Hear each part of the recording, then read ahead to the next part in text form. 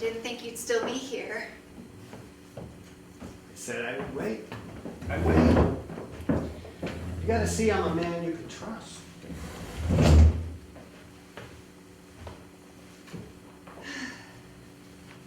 Has she been sleeping long?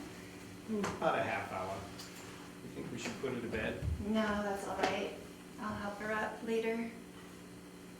It was worth it to stay late? You got everything done at your store? No. You shouldn't work so hard. You gotta dance between work. A little dance, a little work. The perfect sandwich. With a pickle thrown in. I didn't have to stay late at work. I have to tell you confidentially, she wasn't disappointed you didn't show up right away. After Mrs. Mandelbaum left, we really had some fun. We got a good start on the bottle. So over there. The bottle. Yeah. Oh, you almost have That bottle. That's the bottle I'm talking. Did she ever show you the one where she dances with her hands in the air and jiggles her muscles? It's unbelievable. And another good one. She takes my glass to pour me another one. And she gives it back to me. I look, I see she adds ice cubes. Very peculiar since I make a big point of saying, please, Mrs. Cannon, no ice. I look again. I see it's not ice. It's her teeth. She took out her teeth and put them in the glass. Don't you want to know why I was late? Would it make me happy to know this? I don't think so. Then why should I ask for unhappiness? You're very wise. It's not wisdom that's talking, Isabel. So where would you like to go now? I know it's kind of late, but I know a wonderful place stays open. You got some place in mind? No, not really. Well, if you're hungry, we could get some dinner. I know a wonderful place should still be served. No, thank you. I'm not hungry. Or we could go dancing. You like to dance? Not that I claim to be a wonderful dancer, but my friend Laney Kaplan just opened a new nightclub on Rivington. He's always asking me to come, if you like.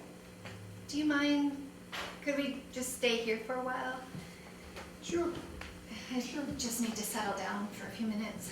Sure. You've been running around. Yeah. So, we'll sit a while. Would you like a paste? Feel good. Okay.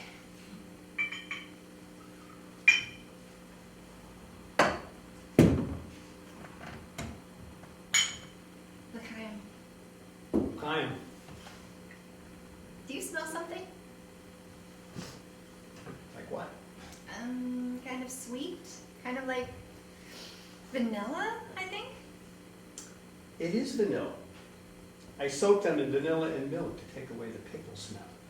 It's an occupational hazard, I guess you could say. Well, it works. Does it bother you? No, I like it. It's nice. That's what my father did. Whenever I smelled that sweet cloud, I knew he was home. What was his name? Jacob. Jake the comedian. A joke and a pickle, all for a nickel. He had an act, I mean like a real act. He did every Sunday. He was just like his idol, a real Milton Berle. And do you still give away jokes with your pickles? Me, no. It's turned around with me. The customers give me the show. I'm a listener for them. I give customers, get them coming to me with all kinds of interesting lies, turned upside down. So what do they tell you? What do they talk about? Everything you can imagine and more. With the old ones, it's like a list. What happened, didn't happen, what should have happened, a memory from childhood, something small that tumbled out of a dream. And they got to talk about it to make it real, you know? Yeah, I know what you mean. I come down here every week, go through the same routines with Bobby, listen to her tell me the same stories over and over again. It's almost like a ceremony, isn't it? This is the most wonderful thing you can do for yourself, Isabel, to be with her like this. You'll learn plenty from her. Your booby knows how to fight. You've seen her muscle. I saw. You should write down what she tells you, all of it. These are diamonds she gives you. You know, I keep a little notebook for this purpose. And I put it down whenever the idea is clear to me. I put it down in questions too. And when they're clearly in my mind, I like to see them on the page. I leave room for the answers. Here, you see, this is a question I've been working at. How do I talk to Isabel? It's hard, this business of getting acquainted. You want to say the right thing. You want to show the other person the best you got. Like in the market, when I go by the cukes, they got the samples on display. Always the tastiest looking, the most perfect ones. You know, one summer when I was a boy, my papa got me a job working at the wholesale produce market, so I'd know the other side of the business better. Also, to see the world a little, I think. The guys who run the stands, they put these samples out for each kind of vegetable and fruit that they're selling. So you know what you're getting when you buy your basket. And these samples, they call flash.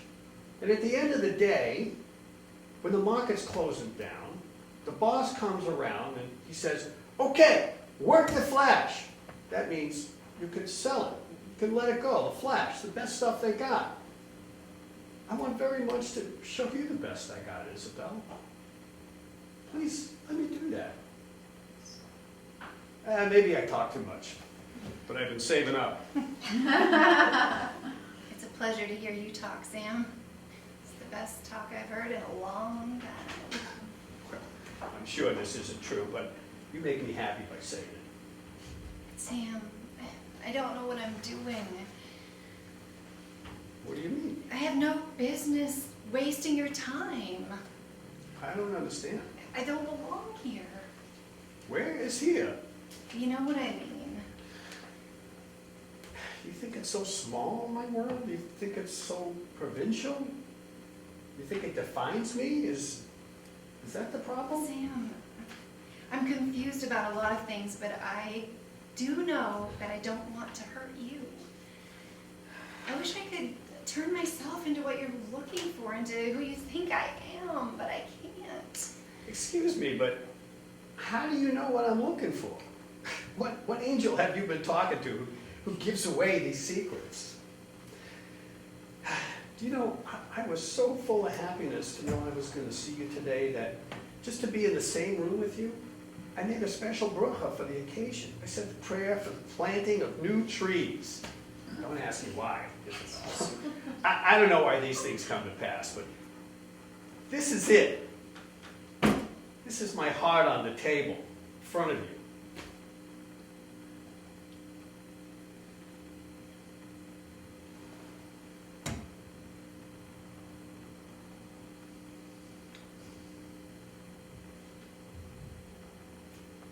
It's all right for me to kiss you like this?